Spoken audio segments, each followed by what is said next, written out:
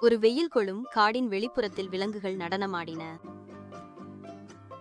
முயல்கள் துள்ளின, அணில்கள் சுழன்றன, பறவைகள் சுழலின. போகோ என்ற ஒரு எலுமிச்சை முள்ளான் புதர்களில் இருந்து பார்த்து கொண்டிருந்தான்.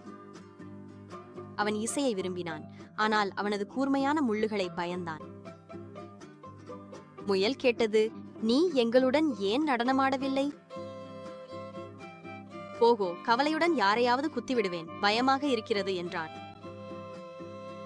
அவன் இரவில் பயிற்சி செய்து தனக்கென நடன அடிகள் உருவாக்கினான்.